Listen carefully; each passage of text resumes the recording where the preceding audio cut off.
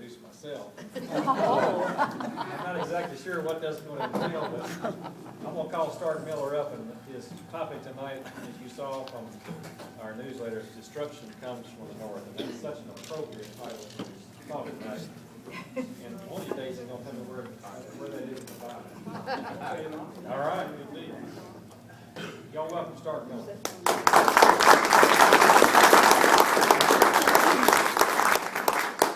Thank you.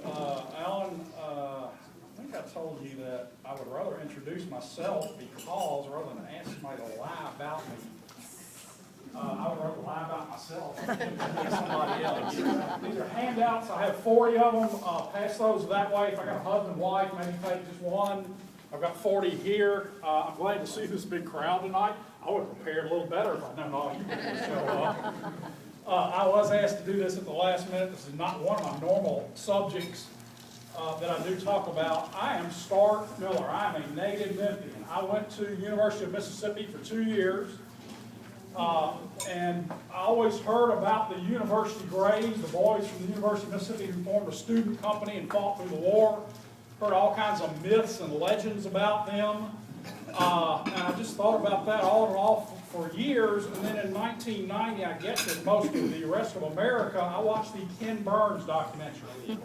At the tail end of the Gettysburg segment, they mentioned the University Grays from the University of Mississippi suffered 100% casualties in Pickett's charge. And I wondered, is that really true? And besides that, what in the world were those good Mississippi boys doing up in Virginia? So I very slowly started doing some research on that. And I figured, after about a year, I wanted to write a book on them. I figured it might take me 1 or possibly 2 years. And that was 23 years ago. Now, along the way, I got interested in the class of 1861 at Ole Miss, most of whom were not in the University Grays.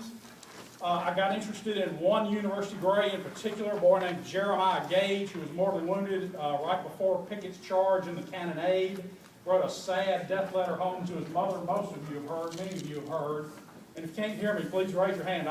Good Lord gave me some pretty good lungs, so I will yell at you. I've gotten interested in the University of Mississippi alumni who are not in the Grays and not in the class of 1861, and that will be one of the 6 books I'm slowly working on.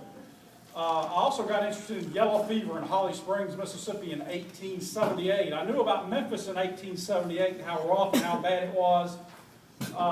But since I've told you a little bit about me, you can guess that in Holly Springs, Mississippi in 1878, there were a bunch of Ole Miss boys involved in that, alumni and trustees too. So good Lord willing, if He lets me live long enough, I'll do a book on that. I also want to do a book on Oxford and the university during the war. Most of you know Oxford was burned, the town square. We're going to touch on that tonight. And the university was used as a hospital, and there were roughly 700 young men lay out behind the Coliseum there in a cemetery. I'm going to talk about 26 burned towns in Mississippi during the war. I have never seen an article on that. There certainly is no book on that. I have never seen so much as a list on all the burned towns in Mississippi. I'm sure that is not a full number because I have not stopped and done research on just that one subject. This is a list that I started keeping just as I started noticing more and more towns. I thought, wait a minute, I know that. Let me start writing these things down. So I've written them all down. I've documented them all. And Alan Doyle, when I told him that fact a few months ago, was very interested in it. And I think he asked me at the last minute to speak tonight because he wants to hear more about it. I think I'm up here speaking to Alan tonight. I'm great. I said, Alan, I really hadn't done all that much work on it, but I'll see what I have. I said, just in case I don't have as much material as I think I do, you can announce that subject and I'll come speak on something else. But I do have enough. I'll go about 30 minutes tonight on with you. And again, I appreciate all of you being here. Thanks to the Forest Camp and thanks to all you guys. I've been here, I've been a native Memphian, and I've watched you guys stir things up in this city, teach a few people a few things over the years. The SCV in general are who I started with when I first started doing all this research. I won't name any names, but I went and talked to some college professors. I went and talked to other academics and asked them questions about the university grades, and they just kind of looked at me with a blank. They kind of knew the right direction to point me in, but that's about all they knew. When I went and started talking to the SCV members, or Sons Confederate Veteran members, they started giving me the stories on these boys, because it was their family and their boy, and they had the letters and the diaries and the family stories. So thank you very much to the SCV. I appreciate you guys more than you know. You have kept your history alive, and I take very little credit for all this work I've done over all these years. As the preacher said to the lady on the way out, she stopped and said, "Pastor, that was one of the best sermons I've ever heard. How did you come up with that?" And the pastor patted his Bible and said, "Ma'am, I have good material to work with."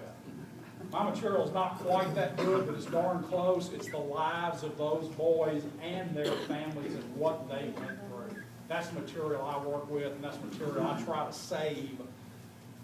And in so many ways, that material is far, far better than anything I could ever make up, any fiction I could ever come up with. I'm not that smart. All I can hope to do, and all I'm trying to do, is compile it chronologically. My family all knows if a big truck hits me tonight or tomorrow morning, that all that material goes to the University of Mississippi, where I hope some good guys will come along and take up where I left off.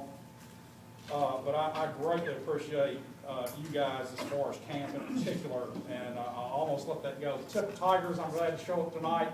You know you've made it the big time when people come from out of town to hear you speak. So thanks, guys. I appreciate that.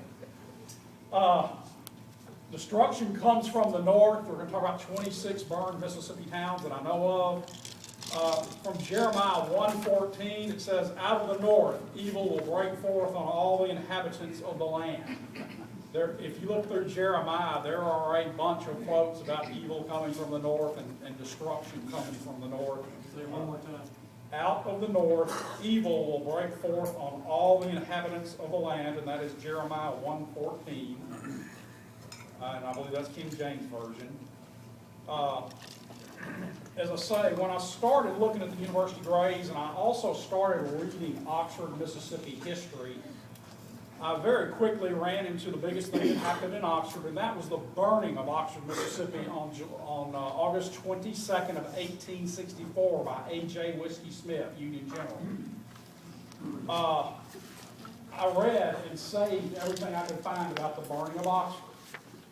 As I worked on that and kept looking at that and thinking about that and bouncing that around in the back of my head, I noticed that 1 month before, the town of Ripley, Mississippi had been burned in the exact same manner by the exact same general, A.J. Whiskey Smith. The Southerners hung that name Whiskey on him because he got his men mad with whiskey for the occasion of burning Oxford. As I kept reading and going through Mississippi history, I kept seeing more and more burned Mississippi towns. Again, all my life I've heard the question from Northerners and Southerners, why in the world do you crazy Southerners hang on to that war? Why do you care anything about it? Why does it stick with you? I'm going to answer that question a little bit tonight for you. Why I can't let it go for one reason. Again, I want you to remember this number, 26 towns. That does not count a single town in Georgia, of course, and that does not count a single town in Virginia. Sherman's March to the Sea and all the battles that were fought in Virginia. This is only the state of Mississippi, a very small populated state, here on really what was still kind of the frontier. Not complete in any way. I have a list of, I have a map there for you. The CS stands for county seats. I have a few other non-county seats. The other page you have is a full list of the 26 towns. Comes primarily out of 4 sources. Again, I've not done a whole lot of research on this. It comes from a book called Hometown, Mississippi. Another book called Confederate Military History, the Mississippi volume. Research also comes from another book called Confederate Mississippi. And then the 4th book it comes from is a book called Mississippi Courthouses, which talks about every single courthouse in every single county. Time of the war, there were 60 courthouses. And as you look on your map there, you will see that every single county seat in northern Mississippi that bordered on the state line of Tennessee was burned, every single one of those. Also, 5 of the 10 river counties had their county seats burned. And the other towns are generally, not always, but generally on the railroad lines. The 2 or 3 railroad lines that run through the state, primarily north and south, but also east and west, down through Jackson and Meridian. And let's define burned. Let's talk about that for a minute. When I say a town was burned, generally if I say a courthouse or a county seat was burned, that means the courthouse was burned. It can also mean, usually it means the business square around that courthouse was completely or at least partially burned. It can also mean individual businesses out in that town were burned. It can also mean some of the houses. I've never seen a town completely burned, every single building, never seen that. There's always 1 or 2 buildings, usually 1 or 2 houses that survive. But usually if they burn a courthouse and burn the businesses, they'll burn some houses too, usually. It also means churches were burned. In Oxford, Mississippi, I know when it was burned in August of '64, 2 of the 4 churches were set on fire, but those fires were put out before they consumed the buildings. Ripley, as I say, it was burned 1 month before Oxford. 2 of those churches were completely burned down. It also means train depots are burned down. Train depots, you kind of understand, you're talking about war purposes, used for war purposes. So the train depots are usually the first thing in the town burned for sure. But on the Mississippi Central Railroad, which was the old Illinois Central Railroad, which runs from Grand Junction, Tennessee, down to Canton, just above Jackson, Mississippi, by the end of the war, there was not a train depot left on that line. There were almost no cars, no locomotives, and very few cars left on that line. I included Vicksburg in the list of towns burned. Now, Vicksburg was not burned proper, but Vicksburg was subject to all that shelling. Again, this is just a guess. There probably was not 1 house in 8, 1 house in 5 that was not damaged from the shelling. So that one got included on my list. 26 Mississippi towns versus 1 town in the north that I know of that was burned, and that was Chambersburg, Pennsylvania. That was burned in late 1864, and that was burned in retaliation for Virginia towns and businesses that had been burned. There is a whole book written on the burning of Chambersburg. My good friend up at Sharpsburg, Ted Alexander, who's a park historian, great guy. He's native Mississippian, born in Mississippi. He's a great guy. He helped us a year ago put a marker up at Sharpsburg on Cornfield Avenue to the 11th Mississippi. Ted's all into the burning of Chambersburg, and that's a big deal to him. I said, Ted, you know there are 26 towns burned in the state of Mississippi alone? He said, I've never heard of it. I hope I've educated him just a little bit. But you go up there and talk to some of those Pennsylvanians and even the Marylanders, that's a big deal to them. Boy, Chambersburg is burned, that's horrible. Come down to Mississippi someday. Let's talk about some of the towns specifically, tell you just some short stories about some of these individual towns. Again, the burning of Oxford. Oxford, Mississippi was burned in August 22nd of 1864 again by A.J. Whiskey Smith. A.J. Whiskey Smith was pursuing Nathan Bedford Forrest. Forrest had left Oxford, gone straight west to Batesville, or the town of Panola they called it at that time, and then gone straight up what's now Highway 51 and gone to Memphis. He was on his Memphis route. He had slipped around A.J. Whiskey Smith, who was pursuing him, and thought he was going to catch him in Oxford. When he got to Oxford, he got a rider with a message saying, Forrest is in Memphis. Go try to catch him at the Coldwater River, at the Tallahatchie River. Smith, there's several reasons given why Smith maybe burned Oxford, but the reason, to me, the reason is he was so mad at missing Forrest, he just burned Oxford out of spite, pure spite. Forrest had used Oxford for much of '64 for a rest and recreation town, in effect, and headquarters, off and on, in and out of that town for much of '64. But again, no real military value there.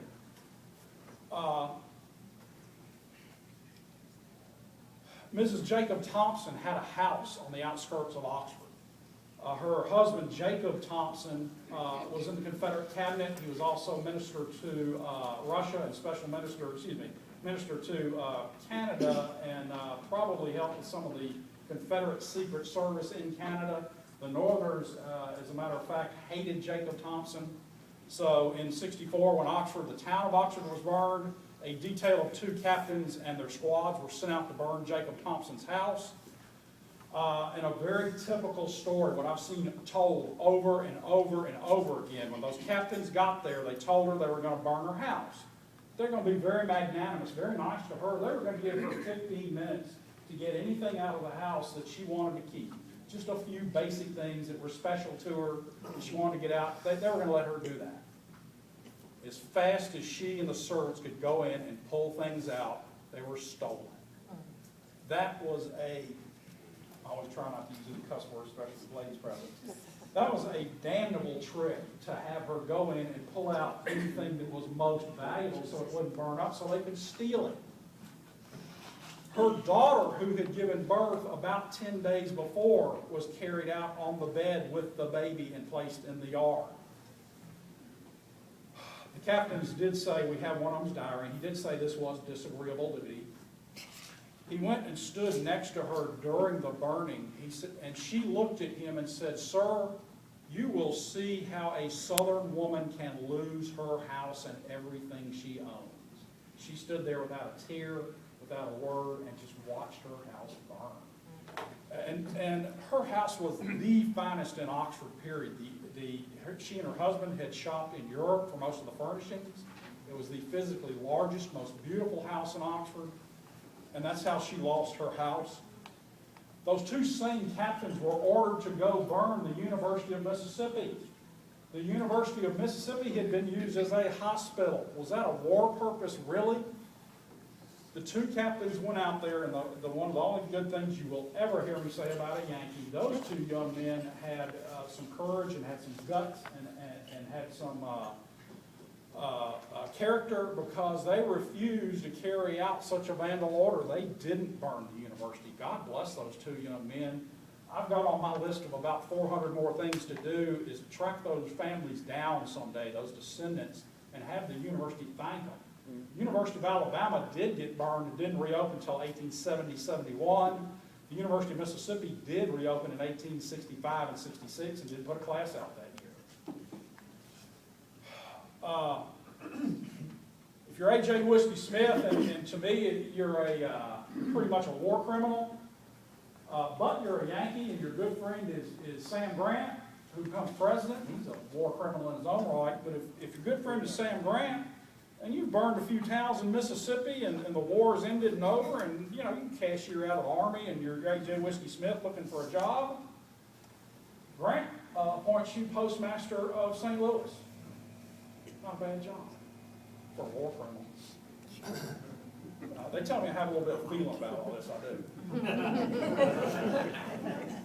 I've met the descendants, I've gone to school in the buildings, I've stood in the houses, I've stood on those court squares and looked at those buildings. I've read these people's letters. I've held them in my hands. All this stuff is real to me. College Hill, Mississippi, 4 miles north of Oxford, Mississippi, a little town the Presbyterians founded. There was a family named Fernandez that lived in that little small town. Good Presbyterians. Had a little small college up there, 50 students. But the Fernandez father, his 2 oldest sons, only military-age sons, were in the Army. They were off in the Lamar Rifles, Company G of the 11th Mississippi. When Grant came to Oxford in 1862 in December, he thought on his way to Jackson and then over to Vicksburg. And this is before he got his rear raided in Holly Springs and his supply depot raided by Earl Van Dorn. He thought he was going on the overland campaign, going to Jackson, then over to Vicksburg. This is December of '62. Grant went on into Oxford with 50,000 men and stayed there. Sherman stayed up at College Hill about 4 miles north with 30,000 Yankee troops in this little bitty nothing town. Mr. Fernandez, to say the least, didn't like those Yankees. The Yankees up there did not behave themselves, of course. Being Yankees, you know they didn't. They killed and stole all the livestock. They went into the houses any hour of the day and night because they were holding rifles and the inhabitants of those houses weren't. They went in, they stole everything worth stealing in the house. What they didn't steal, the furniture, they would literally tear up. The carpets they would tear up out of pure meanness. They would mark on the walls. They would write on the walls. They would, again, this is a nice group of ladies tonight. I have to be careful. They would go to the bathroom anywhere and everywhere they pleased. So old Mr. Fernandez used to come out and give those Yankees what for verbally. He would tell them exactly what he thought of them. Most people in that little town were too scared to do that, but apparently Mr. Fernandez was not. Some of those Yankee corporals, privates, got a little drunk one night around a campfire, and they started talking about that old man Fernandez who would come out and give them what for every time they went over there. And they decided to fix him. So they just went over one night and burned his house down. Now, he didn't have insurance. He didn't have fire insurance like most all of us do. His house got burned down. He was just left with nothing. His two oldest boys are in the Army. It's not like losing your house today. I've suffered two house fires when I was a teenager. I know a little bit what that's like. I've got a few possessions that still smell of smoke. I understand that. That's something that's real to me because I've lived through it. But there he is in 1862 in the middle of the war, currency, inflation gone out of sight, and his whole house, everything he owns is gone. I have some quotes on some of these burned towns. One or two of them do run a little long, and I know better than to give long quotes, but I'm going to do it because I just can't do it. I can't, and my words won't be sufficient. So I've got two quotes. I've got some shorter ones. Hang with me. I'll remember to go slow on the quotes, and I'll get them out. And they're just two long ones. There are several shorter ones, but forgive me on that. But on the burning of Oxford, and this is from the Confederate report when they came into Oxford after it had been burned. The Confederate report says, when the enemy occupied Oxford after a severe skirmish with General Chalmers, men, women, children, and Negroes were robbed and plundered indiscriminately. The main body of the Yankees arrived on the 14th under A.J. Smith and burned 34 stores and businesses, the courthouse, the Masonic Hall, 2 hotels, a number of the shops, 5 residences, and General Smith superintended the burning and refused the citizens permission to remove articles from their homes. In Meridian, Mississippi,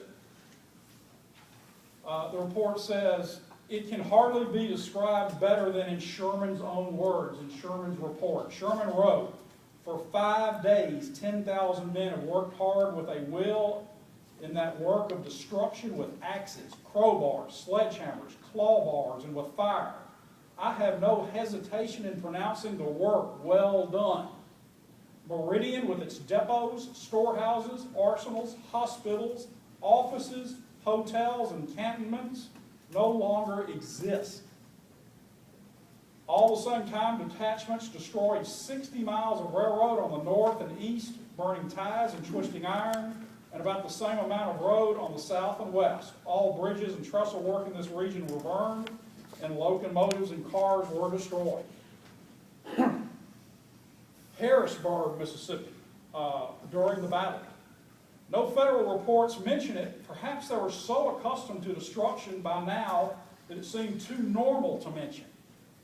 The Confederates noticed that as night fell, Union soldiers could be seen burning the houses of Harrisburg. Chalmers later wrote bitterly, not only of this night, but of the entire sojourn of Smith's troops in Mississippi. He said, quote, I cannot close this report without mentioning the robbery and desolation which attended the march of the invading army. Every species of vandalism was committed. Not only were non-combatant citizens maltreated, their houses rifled of clothing, money, and other valuables, besides theft of every pound of bacon and every ounce of meal.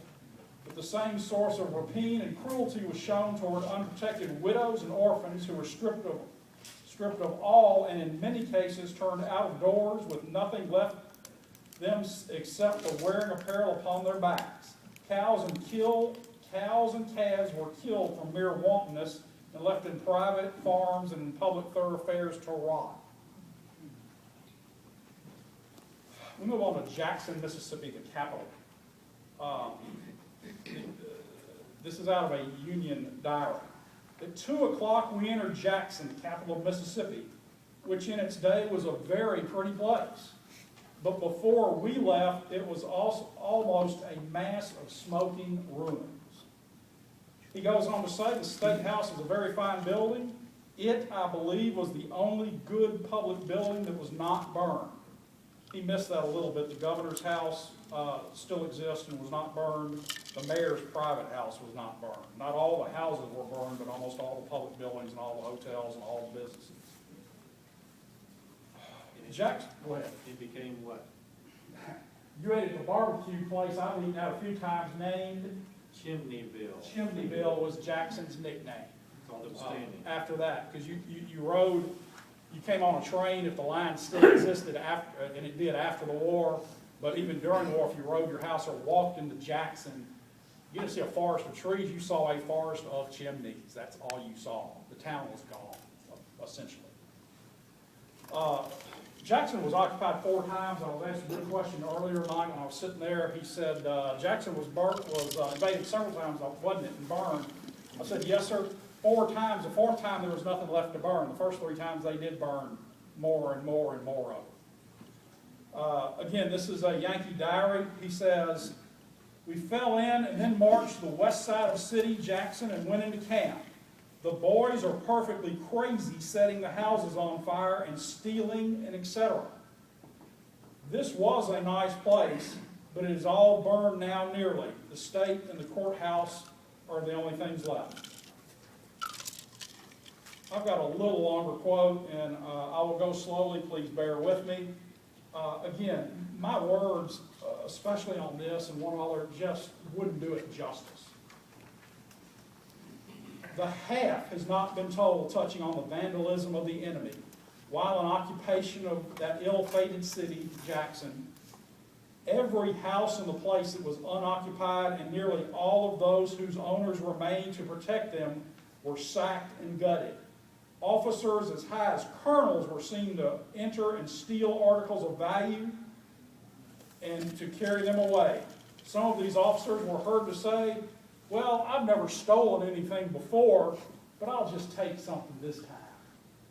Mahogany and rosewood bedsteads with mattresses, mosquito bars, and all the appendages of a complete and elegant couch with bedstead set up and the whole standing as in a bed chamber together with rosewood and marble slab dressing cases, bureaus, chairs, sofas, tables, pianos, ottomans, mirrors, and all along the costly furniture of the citizens was scattered all along the Yankee entrenchments. From the southern hand of the Pearl River to the extreme northern line of the works. They set up the furniture all in their entrenchments to make themselves a little more comfortable.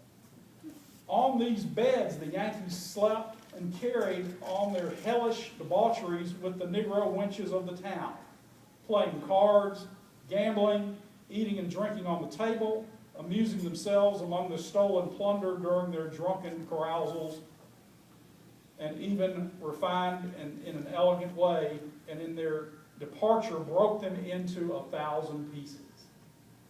One general said to be General Logan, carried off 2 fine parlor chairs from Mrs. Holmes' residence, telling Mr. Holmes that he would return them, but he failed to perform his promise. The fine state library at the Capitol building, they hauled off in wagons. They took what books they desired and destroyed the rest. This library was one of the most select and costly in the Confederacy. Its destruction is not only a loss to Mississippi, but to mankind and cannot be replaced. In Mr. Hobson's residence, they cut his family portrait, mutilated everything they could not carry off, cut large square pieces from the center of his carpets, wrote vulgar and obscene sentences and words on his walls. These things seem to have been their peculiar mission in every house. For in addition to this pillage, destruction, and mutilation of private property, the slime of their wretchedly low and libelous language can be traced on every wall. The witnesses once to their vulgarity, barbarism, and crime, blasting into form, but still further ample evidence that they are Yankees.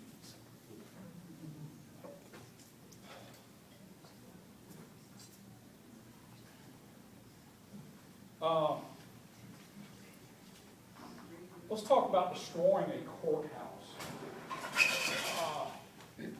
We're human beings. We have society. We have rules. We have laws. We have records. We own property. Owning property is very extremely important, and who exactly owns that property is important. That's why in every town in America there's a courthouse with deeds. If I come into your town at a head of a band of armed men, and I come in and I can go into any house I want, any time of night or day, I can burn it down and nobody can do anything to me. I can go into your courthouse and burn it and all the records to the ground. I am above the law. I am above you. I can do anything I want to you that I desire. I am absolute king. Good Lord, society's been set up so that that never happened. And yet, that is what happened during the war. That is what those damnable Yankees did down here. Why do you soldiers care so much about that war? Why is that such a big deal? Why are you still talking about it 150 years later? I know y'all get it, because you're here tonight. There's not just the burning of houses. You've heard me talk about more of that, but pianos smashed, furniture cut up, carpets cut up, libraries thrown out in the mud, livestock killed, not to be eaten, but just killed and just left to rot. Farm implements broken up. You bought that plow, you bought all other kinds of farm implements that weren't cheap at the time, and somebody just comes along and breaks it all up. How do you make a living a year after they're gone? How do you farm without that a year after they're gone? Windows broken, theft, money off persons, personal objects, shoes off of men in the street, off of women in the street, just to steal, just to take their shoes away. Maybe ship the women's shoes, maybe home to their wife, or maybe just steal them and throw them away. Let me read you part of a letter I found in this last year. I had seen bits of this letter before, but I've never seen the whole letter printed. Because there are women present tonight, I won't read the whole letter in public. I just won't do that. But what I do read will be rough enough. This letter was written to the Memphis Daily Appeal, or Weekly Appeal, after Bryce's Crossroads. And it was describing what had gone on in some of the forest camps and what they had witnessed. This is a letter from the state of Mississippi. It said, telegraphic dispatches have been given the general results of the battle, and talking about Bryce's Crossroads. But many days must elapse before the details are known. Prisoners are constantly brought into the camp by the country people. And this details the killing of some of the Negro prisoners they caught. It's going to explain why they did that. Very few of the Negro soldiers, it seems, have been captured. Perhaps not more than 40 or 50 of them have appeared at headquarters. Most of them fled as soon as it was known that Forrest was on the battlefield. Those that were taken, quote, escaped, and the soldiers coming in said, oh, we just lost them. He's saying, if you read the line, between the lines, they killed some of those men, just outright cold-blooded. He's going to explain why, though. You must know that most of Forrest's men are from western Tennessee. Before the battle, fugitives of the county in which Sturgis and his troops were advancing came into our camp, detailing incidents which made men shudder who are accustomed to scenes of violence and bloodshed. I cannot recite the stories these poor, frightened people tell. And the word rapine means theft. But robbery, rapine, and the assassination of men and women were the least of the crimes committed while the, quote, avengers of Fort Pillow overran the desolated countryside. Rude, unlettered men who had fought at Shiloh in many subsequent battles wept like children when they heard the enormities to which their mothers and sisters and wives had been subjected to by the Negro mercenaries of Sturgis. The mildest and most peaceable of our soldiers became madmen when they heard how the persons of their kinswomen were violated. The Negroes were remorseless, and the age, condition, and entreaties of their to the age, condition, and victims of their age, condition, and to how old their victims were. The Negroes were remorseless with what they did, no matter how old or how infirm they'd done it to. Again, I'm going to skip through some of that. A little boy who sought to defend his mother was brutally bayoneted. When their savage lusts were gratified, the victims here and there were burned in their dwellings. Insanity in some instances came to the relief of the sufferer, such as never before been inflicting upon human creatures by remorseless fiends in human shape. Finish this up, just a very short piece. Terror and agony and hopeless shame and famine and fire and blood and assassination of the helpless and unoffending marked the progress of the avengers of Fort Pillow. It is not strange that Negro prisoners among them were lost. The whites who led them and incited them to these damnable deeds deserve a more terrible punishment, yet we have sent 3,000 of those white men to prison to be exchanged. Simple justice demands their instant execution by the hangman's rope. That's eyewitness testimony of what happened in West Tennessee and northern Mississippi. Again, 26 burned Mississippi towns. Ladies and gentlemen, I hope I haven't been too rough. I've just told you the truth. I've read you the truth. I didn't make any of this up. Thank you for coming tonight, and now you know why we as Southerners remember that war. This is one of the reasons we remember it. Yes, sir. You say Holly Springs was burned, was that just the courthouse? Yes, sir, let me explain that, yeah. When I gave explanation of burned houses, the courthouse, and I'm finished with my talk, I'll take any questions if that's how y'all do this. Holly Springs, yes, sir, that's why I gave you an explanation of what I mean by burned towns. Holly Springs Courthouse was burned. For years, I read, had one or two sources that said it was burned by Yankee prisoners who were prisoners of their own Yankee provost guard.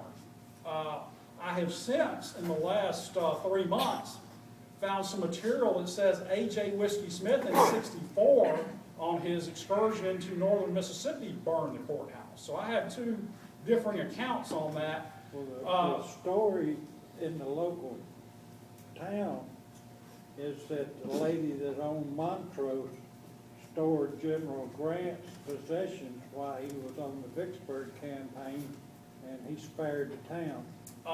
General Grant's Montrose. General Grant's wife stayed in the largest Walter Place, correct. Yeah. Stayed at Walter Place, and y'all know the story. Most of you do. Stayed at Walter Place, and they protected General Grant's wife's trunk. So when the Yankees got back in control of the town after that, they put a guard around the house, and Confederates would go and hide in that house. Let me finish up about the square. The one side of the square was blown up in the grade of '62 by Earl Van Dorn.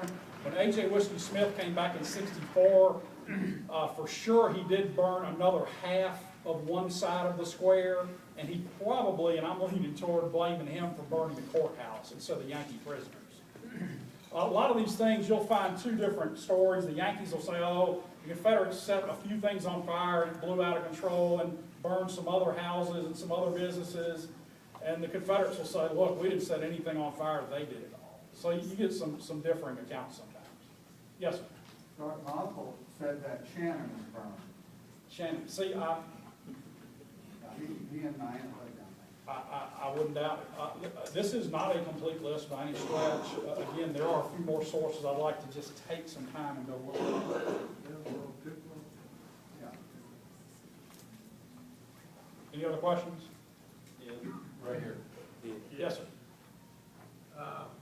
You mentioned that you had found some connection between descendants and participants in the Civil War.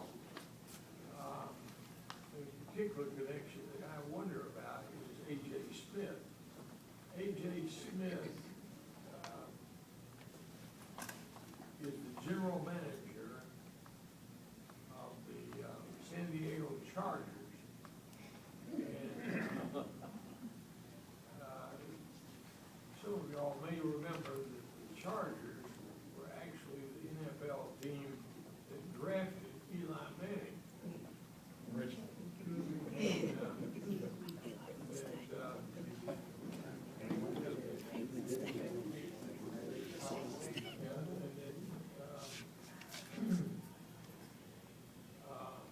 Eli wouldn't go to San Diego. Right, maybe a reason we didn't even know. Mr. Williams, I'll look into that, thank you. And Mr. Williams, I'm so glad to see you here tonight. Thank you for everything you've done for a lot of years. I've benefited from it. Thank you.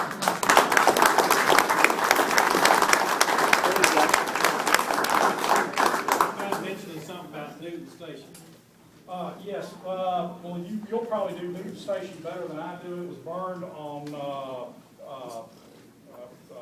Grierson's raid, had a small battle and burned, and what does my source for that say? Where did I get that information? I gave you a copy. I've got 4 copies of all my sources for maybe 4 of you. I didn't do 40 of them. So if any of you need sources for these burned towns, I'll be happy to give this to you.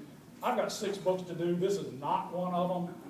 Good Lord willing, I would hope somebody else would take this and run with it and do this as a book. I don't have time to do them all, unfortunately. Yes, sir. Did the university grades suffer 100%? I'd always heard they did. Yeah, let me tell you and I'll be very brief. I'll tell you the other end of that. I found out through a letter, the university grades, I'm trying to be brief, I promise. They start the year of 1862 with 56 men present and ready for duty. 56 men. They fight 4 major battles. 7 Pines, Gaines Mill, 2nd Manassas, and they end up at Sharpsburg. Out of those 56 men, they end up with 20 in the 4th battle, which is Sharpsburg. They go into the cornfield at Sharpsburg. They go through the meadow area below the cornfield, then into the cornfield. Of those 20 university grays, 19 are wounded. 3 of those wounded die. So they start 1862, 56 men. They end up with 1 man at Sharpsburg. Last summer, I'm very proud, I have to bring this in, very proud to say I sit on the 11th Mississippi Memorial Committee. That is the Grays were Company A of the 11th Mississippi. Last summer, we put a very large, very nice marker up on Cornfield Avenue to commemorate the 11th Mississippi and what they did. The University Grays are down to 1 man. Over the winter of 62, 63, they get back wounded. Men who'd been captured and returned from prison camp. They get back some men who are detailed to other duty, carpenters, mechanics, shoemakers. They build a company back up to about 33 men, roughly, that they marched to Gettysburg with. 150 Grays total in the war. They never all sit in one place together, because as soon as they get to Virginia with 76 of them, they start losing them. But they keep recruiting. So 150 total. Those 150 are never all in one place at the same time. Of those 150, 50 of them are killed in the war, 1/3. Those are the same numbers I see on class of 61. 28 graduates, 45 non-graduates. Right at 1/3 of those boys die in the war. 150 university Grays, 100 survived the war. At last count, I think I've got 62 of those 100 survivors who are wounded anywhere from 1 time to 6 times. 32, 33 get to Gettysburg. They go into Pickett's Charge. They do not fight on the 1st. They do not fight on the 2nd. They fight only in Pickett's Charge. They make that charge across on the left end of the line to the Bryan Barn. 14 are killed 17 are wounded. That is 100% casualty. That's really the second time the University Grays were, quote, wiped out. After Gettysburg, they were combined with Company F of the 11th Mississippi, and there were never more than about 15 of them together, and that only lasted kind of through the winter, because by the Wilderness, there were maybe 15 there, and there are about 5 or 6 killed or wounded in the Wilderness. So they're combined with Company F. They still call themselves, those guys still call themselves Company A. They're proud of that. They don't admit, when they write letters home, they call it Company A, not Company A and F. So they keep their identity best they can, but after Gettysburg, there's not much story left, and not many graves left. Finished it with this. One University Gray out of those 150 gets to Appomattox. One. I stood there in Surrender Square and had a tear or two drop down, thinking about that one boy standing there at Appomattox in Surrender Square. 149 of them are dead in Virginia, Maryland, Pennsylvania, or they're at home without an arm, without a leg, without a nose, one of them without a jaw, some of them without an ear. So, as Alan tells me, I've got some feelings about We it. got one more question, Don. Yeah, you could add Egypt, Mississippi to the burn towns. Okay, It's okay. not much of a town now, but it was then. And also a comment, I've been reading some diaries of northern invaders, 62 and 64 along the Mississippi Central. You gave me some good ones, thank you. And one soldier said, well, you know, when the war's over, I'm gonna come back down to this country, the South, you know, Mississippi, and there's a lot of carpenter work to be doing, because everywhere you look, there's chimneys and nothing else. I find of those 100 survivors out of the University Grays, I find about 10% or a little over 10% end up, what I first saw was two places, IT and GTT.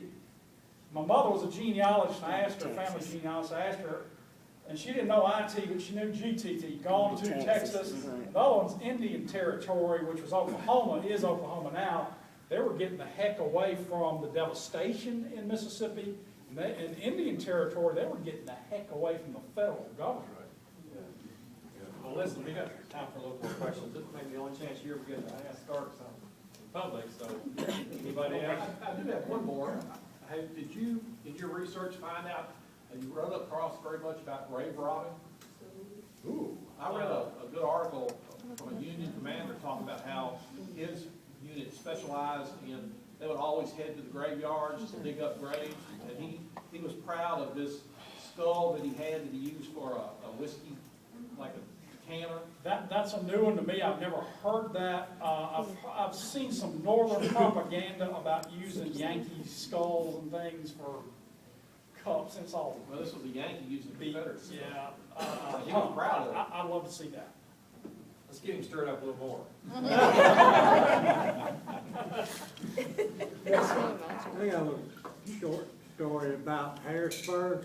Yes, sir. My great-great-grandfather was a major in Forest Cavalry.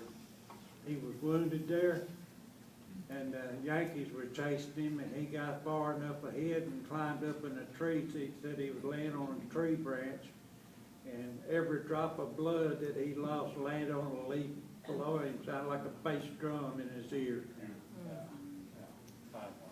So, questions? Yes, ma'am.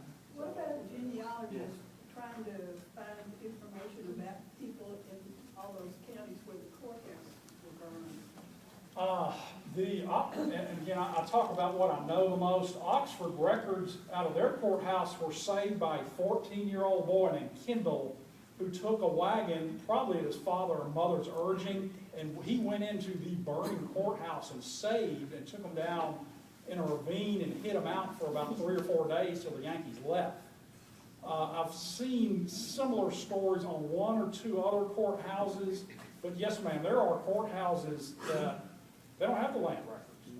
They just don't exist. Did he get most of the records back? In Oxford, yes, sir, he did get most of them out, most of the probate and most of the land records. It hit me about a year ago when I told y'all that you know, if an armed group can come in and just burn the records burn the land records, burn the probate records. That's no better than the Goths or the Vandals or the Norsemen coming down and just marauding like thieves. I saw one more hand over here somewhere. Yeah, all right, listen. I heard that, and I heard you say, that kind of contradicted it, but I heard that they said that there weren't so many young men joining Mississippi Grays that they didn't have enough students to have class in the fall of '61. Is that true, or? Yes, sir, that's correct. Again, I'll talk all night if you let me, especially on grades. The University Grays was formed by the students. It was to be an all-student company. They had 66 men in the company. You had to have 49 minimum. They were accepted into state service with the 66. Chancellor Barner was a Northerner. He worked very hard to get that school built up with funds and scientific equipment. He was going to have one of the finest schools in the South, if not the finest. Chancellor Barner was a Northerner, didn't want his school broken up, so he wrote a letter home to all the parents and guardians saying, and it's majority age 21, but he said, do you want your underage 21 son to go into Confederate national service? Because if he does, it'll take a writ of habeas corpus to get him out. So Captain Lowry, who lied about his age, he said he was 19, Captain Lowry was 17 in the grades. But Lowry lost half his company. He had 33 men there. I'm getting to your question shortly. He built the company back up by accepting county boys, friends, brothers, and cousins of the University Grays. They took in a few old alumni.